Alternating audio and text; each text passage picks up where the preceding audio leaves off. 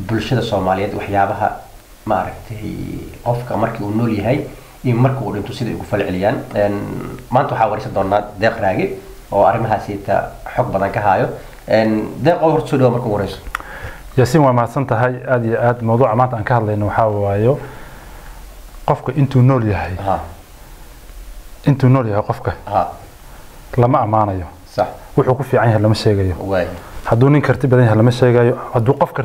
karti badan yahay lama sheegayo wax qofkaas waxa uu ku wanaagsan yahay lama sheegayo maalinku dhinto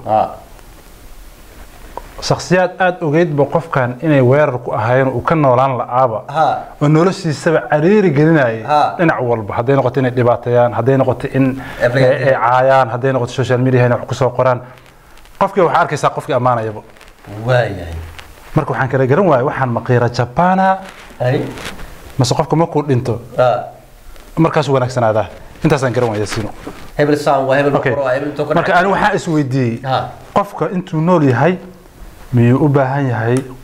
inaad nabad geliso amaan siiso oo aad amaanto wuxuu ku fiican yahay u sheegto waxa kale uu ku khaldan yahayna si private inta asay kaligiis u aragta aad u sheegto waxaana ku khaldan tahay dhahdo hadduu ka qaadanaha ka qaato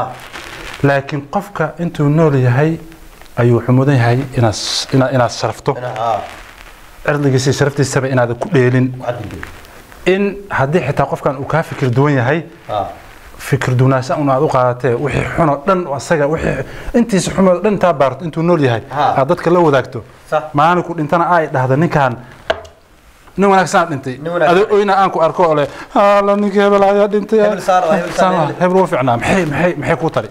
والله وحي وترسى بيراتين بل حتى سيتوا أرين مارتي دبات ذا له أنت هذا لك قف كير أنتوا نولا يعرف ما ذنين يس برين عرس كيسوا وضعها يس أنتوا ننتي أمانتي دام أنتوا سوى عوق مجرعمو بزيادة نيس وحوم مزيادة نيس نكاس إلهي الله حسابته ما يو نبكيسون بعد كسارن نبكيسون بعد كسارن مركز دمت وعرف قدرة مع عفمات وكوجرا مغناق وكوجرا قفك أنتوا نولي هاي إناد أمان كيسو أو كنا بتقشوا هذه ولا تدعون بكام ذي أوكي marka dadkan daawanaya waxa rabaa inaan u sheegno aniga Yaasiin oo isku duuban qofka inta uu nool yahay wanaaj mar hadduu dhinto uu dhintay waxba kaaga ma baahno mid kale la yaab Yaasiin qof baa wuxuu la galay qof sawir qof caan ah adiga ama shakhsigu raba ahaado